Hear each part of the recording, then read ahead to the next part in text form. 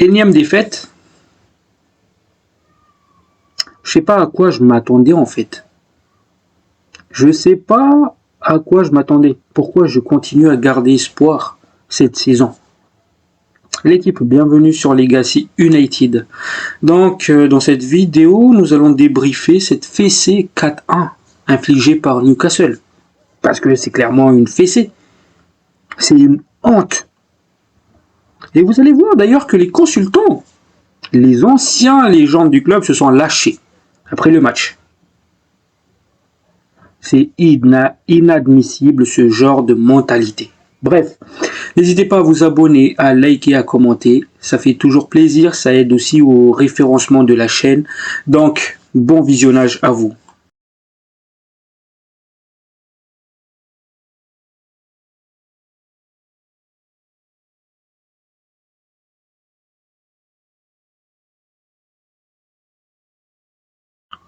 La famille, bonsoir à vous. J'espère que tout va bien pour vous. Pour ce qui est de ma part, je vais bien. Donc, dans cette vidéo, je vais être bref, clair, précis. On va débriefer de ce match. Donc, il faut savoir une chose. Amorim a aligné cette composition. Zirkzee en pointe, Fernandez, Garnacho en soutien, Eriksen, Ugarte dans l'entrejeu, Hamas, piston gauche, Diogo Dalot, piston droit, Yoro, Lindelof, Mazraoui en défense. Et pour finir, Bayendir dans les cages. Donc la vraie surprise dans cette composition-là, ça reste la titularisation de Hamas face à Newcastle. Mais après, ça ne m'étonne pas non plus que Ruben Amorim a décidé de faire un peu de la rotation parce qu'il y a le match face à Lyon qui arrive jeudi. Et aussi en première ligue, on n'a pas vraiment grand-chose à jouer. On est quasiment assuré de se maintenir en première ligue. Donc là, c'est clair, le message qu'il envoie Ruben Amorim, c'est tout pour la qualif en Ligue des Champions l'année prochaine, donc gagner cette Europa League. Donc ça ne m'étonne pas qu'il a fait des changements, une petite sorte de rotation, notamment la titularisation de Hamas, de Eriksen et Zirkzee en pointe. Donc, quoi dire de ce match-là? Dans ce match-là, du coup, il y a défaite de Manchester United 4-1. Donc les buteurs côté Newcastle, Tonali, Barnes, un doublé de Barnes à la 49e minute et la 64e minute, et Guilmarès qui clôture le festivité, clairement. Et du côté de Manchester United, du coup, l'unique buteur, ça reste Garnacho. Donc, pour revenir vite fait dans l'ensemble du match, de résumer vite fait du match. En première mi-temps, il y avait une occasion qui m'a vraiment plu. C'était l'occasion entre Bruno Fernandes et Zirkzee. C'était vraiment du pur génie. Parce que il y a Bruno Fernandes qui fait la passe à Zirkzee, Zirkzee qui fait une sorte de roulette passe à Bruno Fernandes qui remet la balle à Zirkzee et Zirkzee qui allume. Malheureusement, il n'y avait pas but, mais on voit deux génies combinés. Et ça m'a clairement plu, cette action-là. Donc, le match continue. Et 24e minute, il y a but de Tonali. Mais surtout, ce que je compte souligner dans ce but-là, c'est que la passivité défensive, le manque d'engagement défensif. Quelque chose que j'ai plutôt bien souligné ces derniers temps, c'était la solidarité défensive. Et là, dans ce match-là, j'ai pas vu cette solidarité, j'ai pas vu cet esprit d'équipe. Mais surtout, on n'était pas capable de gagner les seconds ballons. Parce que du coup, le milieu de terrain de Newcastle, Tonali, Joelinton et Guimarães, ils nous ont éteints. Clair, net. Par contre, dans le premier mi-temps, on avait eu des occasions. Il y avait plutôt des bonnes choses à souligner. Notamment cette récupération de balles de Hamas, où le mec il fait le double contact pour éliminer les milieux de terrain de Newcastle. pour s'ouvrir l'angle de frappe, justement. Ça, j'ai trouvé ça intéressant. En fait, Hamas, dans ce match-là, il était timide. C'est-à-dire, il prenait pas beaucoup d'allant offensif. Il n'allait pas vraiment attaquer, il n'allait pas vraiment dévorer l'espace. Il était un peu timide. Mais les peu de fois où il a utilisé sa technique, ça m'a beaucoup plu, notamment cette sortie de balle où il s'est engagé double contact pour s'éliminer les joueurs, pour s'amener la balle, etc. Hamas, il était intéressant. Donc, le match continue. 24e minute, du coup, il y a le but de Tonali. Et à la 37e minute, sur une récupération de balle de Ugarte, qui remet la balle à Diogo Dalot. Diogo Dalot qui perce dans l'axe pour décaler extérieur du pied Garnacho. Garnacho qui tire de la gauche, but. C'était un but magnifique. La construction du but, c'était un régal. Donc on s'est dit, ok, on a quand même du mordant, on a quand même des occasions. On est quand même capable de répondre à cette équipe, malgré que physiquement, dans les seconds ballons, on se fait bouffer. Sauf que, en deuxième mi-temps, en fait, Newcastle, ils ont gardé leur niveau. C'est juste que Manchester United qui a régressé. C'est juste Manchester United qui était devenu nul en deuxième mi-temps. Du coup, les buts s'est enchaîné. Celui de Barnes, glissade de Mazraoui pour un doublé de Barnes. Erreur de relance de Bayendir, que de Guilmarès. On est maudit. Que ce soit Onana qui va nous faire des erreurs, mais les gars, rappelez-vous d'une chose, à chaque fois que Bayendir il avait une chance pour jouer, il faisait aussi des bourdes. Je vous rappelle là, titularisation face à Tottenham, où il se prend ce but sur corner, où le gars il s'est fait battre dans les duels dans la surface, où il s'impose pas dans sa surface de réparation. Mais malgré tout, c'est pas aussi grave que ça, cette erreur-là, en fait. Parce qu'il y avait plutôt un bon match de Bayendir aujourd'hui. On a recruté Onana pour son jeu balle au pied. Pourtant, j'ai vu que Bayendir, il était beaucoup plus précis que Onana aujourd'hui, dans ce jeu-là. Après, je peux pas vraiment dire, oui, mais Bayendir, il a fait un bon match, alors qu'il a pris 4 buts. Et justement, le 4e but, c'était une erreur. Mais dans tous les cas, je voyais mal Manchester United remonter au score. Là où j'aurais poussé un coup de gueule sur cette erreur de Bayendir, s'il avait par exemple 4-3, où on était dans un temps fort pour marquer justement cette but qui va égaliser le score. Mais on n'était pas dans ce genre de situation. On était dans une situation où on ne sera même pas capable de marquer un but. Même si on a encore 45 minutes derrière, on n'était pas capable. Donc voilà, c'est quelque chose que je tiens à souligner. Moi, je maintiens mes propos, les gars.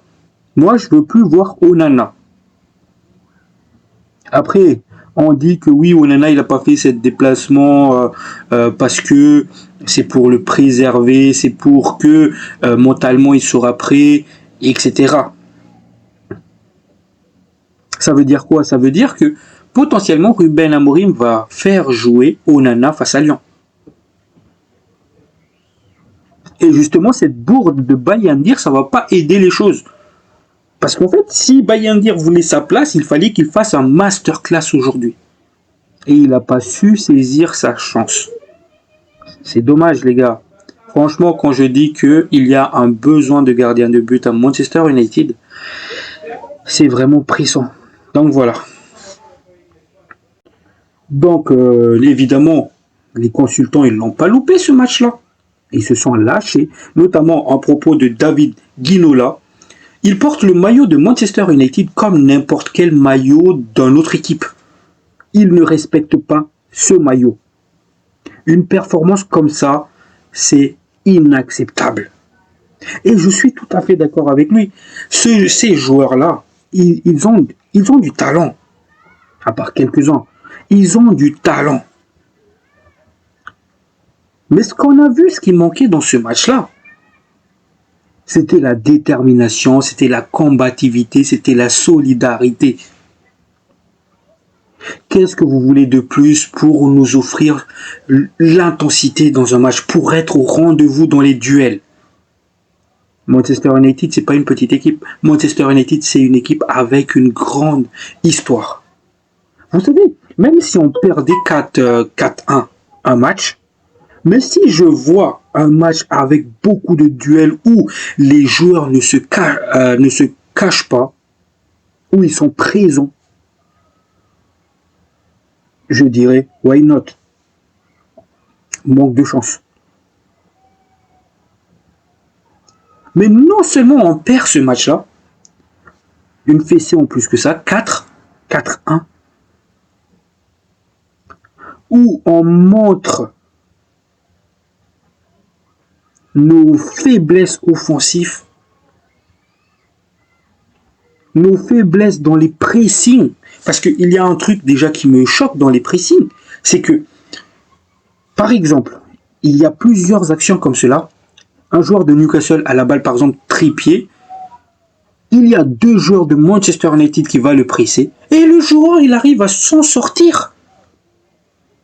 Un petit crochet, il accélère. Et du coup, deux joueurs dans le vent. Pourquoi ce genre de choses, ça se passe comme cela? Parce que ces joueurs-là ne mettent pas l'intensité, ils ne mettent pas l'agressivité. Il faut juste un semblant de pressing. Mais le contact.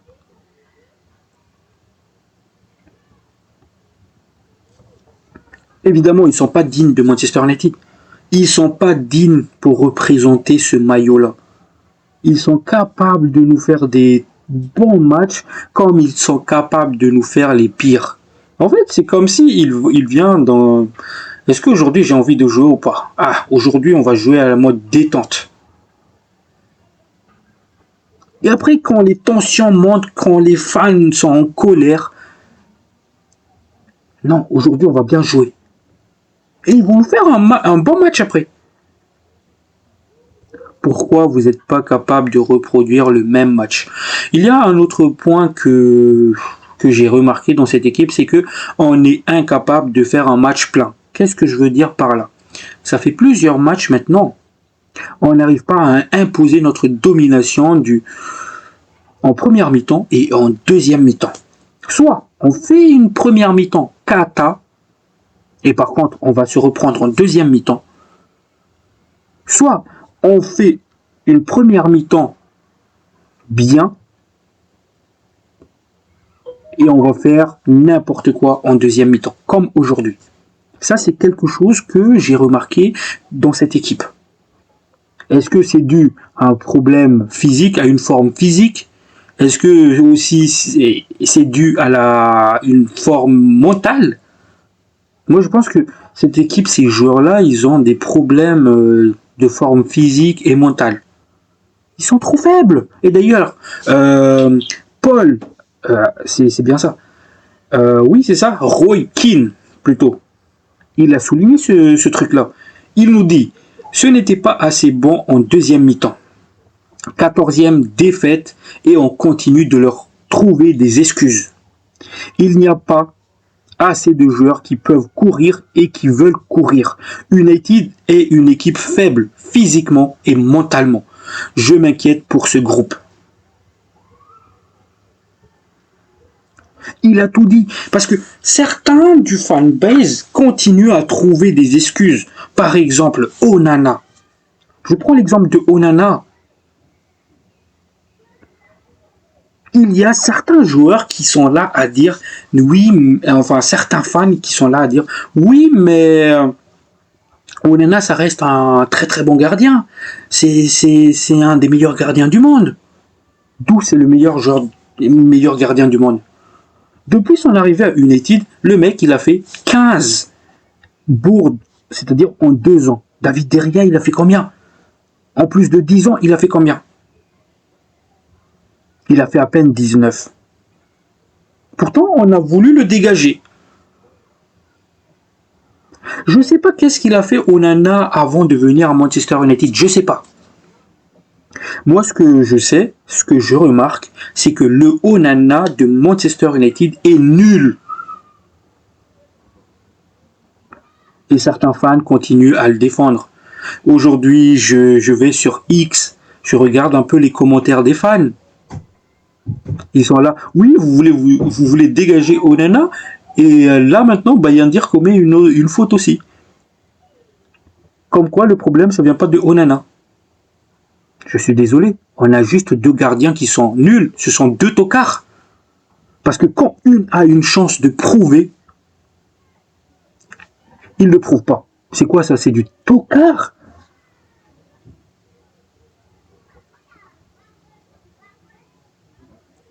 Donc voilà. Sérieusement quoi. Donc oui, Roy Keane, il a tout à fait raison. Nous, on trouve toujours des excuses à ces joueurs. Ils ne méritent pas nos excuses. Vous vous imaginez tout ce qu'ils nous ont fait subir en 2 ans, voire même un peu plus, mais surtout ces 2 dernières années. Vous vous imaginez ce qu'ils nous ont fait subir et on va continuer à leur donner du crédit.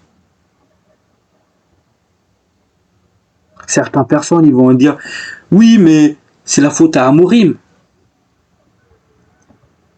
Ça sera toujours ça en fait, ça sera toujours faute du coach.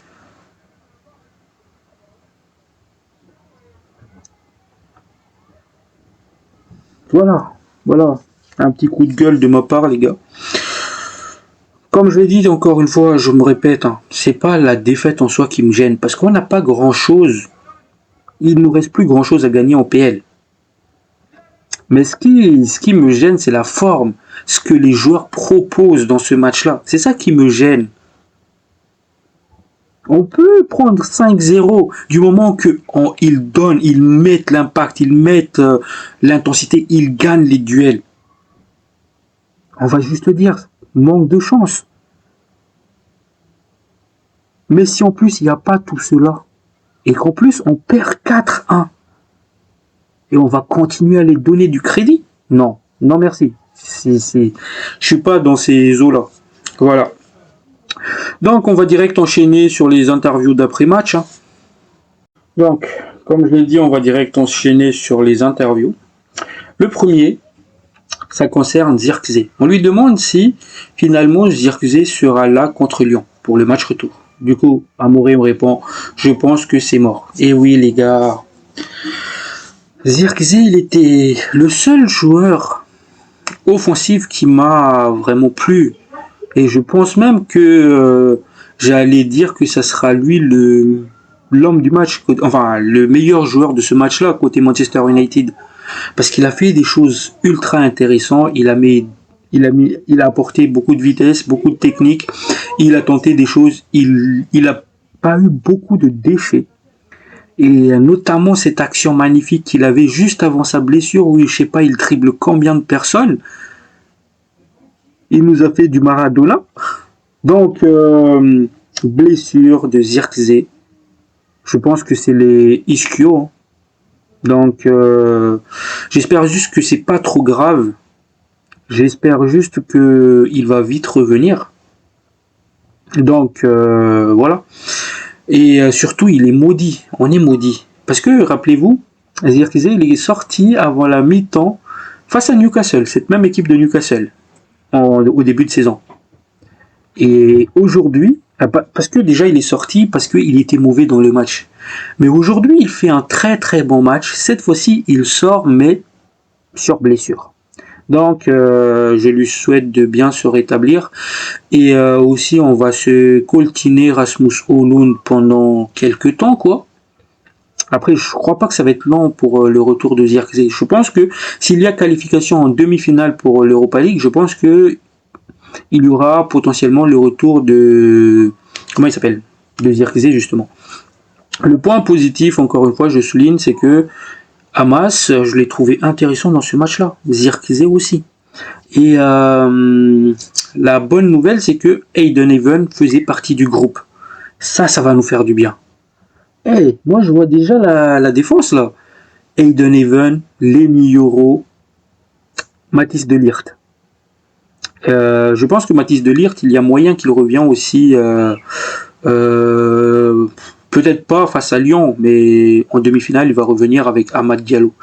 Donc voilà, mauvaise nouvelle sur mauvaise nouvelle, blessure de Zirkzee. On est vraiment maudit, je sais pas qu'est-ce qui se passe. On a trop de blessures, ça fait 2 saisons là, trop de blessures. Donc on enchaîne. Je comprends les critiques, mais je m'en moque. Rien n'est pire que de perdre des matchs.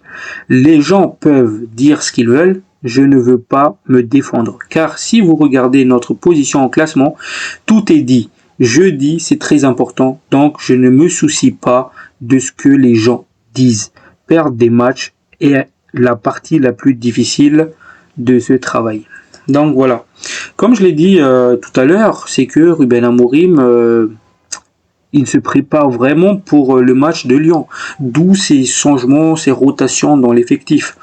Donc voilà, évidemment c'est un coach qui n'aime pas perdre. Et surtout, comme certaines personnes soulignent, Amorim, il n'est pas content de ce qu'il voit. Parce que quand on fait focus sur lui, sur le banc, il est toujours débité. Après, il donne beaucoup de conseils aux joueurs, mais quand les joueurs ne veulent pas, bah, c'est pas, voilà. Maintenant, j'espère que on va lui apporter des joueurs qui sont dignes de jouer dans son système de jeu. Et voilà, j'espère qu'il va juste remonter la pente le plus vite possible. Donc, pour finir avec ces interviews, il nous parle, cette saison a été marquée par de nombreuses déceptions. Je suis d'accord. Que ce soit sur le terrain, que ce soit sur le classement, ou bien que ce soit des mauvaises décisions des dirigeants, il n'y avait que des déceptions. Donc, mais il arrive que nous surprenons les gens. Jeudi est un bon moment pour le faire. Donc voilà, oui, tout à fait. Je pense que si vous battez Lyon, si on arrive à battre Lyon, ça va tout changer. Ça va créer une dynamisme au sein du groupe. Après, moi, ce que j'espère juste aussi, c'est que les Rangers arrivent à battre l'équipe de Nico Williams. Parce que il y avait un match, au match aller, il y avait 0-0. Donc j'espère que les Rangers, ils vont faire quelque chose. Parce que je préfère affronter les Rangers en demi-finale que justement affronter un club espagnol. Et notamment le club de Nico Williams, c'est vraiment un club très très fort. Et voilà, ça me fait peur ce club-là. J'ai plus le nom du club en tête, donc voilà. Sur ce, l'équipe, j'ai fait le tour de tout ce qu'il y a à dire. Donc encore une fois très très déçu, mais encore une fois c'est pas le résultat qui me dégoûte, c'est la mentalité, c'est ce que les joueurs proposent sur le terrain, c'est pas digne du standard de Manchester United, c'est pas digne de nous les fans, parce que ces mêmes joueurs là nous ont proposé du mieux. Donc voilà. Sur ce, n'hésitez pas à vous abonner, à me faire aussi un petit retour dans les commentaires, ça me fait toujours plaisir. Je prends un malin plaisir à lire vos commentaires les gars, sachez-le. N'hésitez pas aussi à vous abonner, à liker. Sur ce, la famille, prenez soin de vous. Ciao, ciao.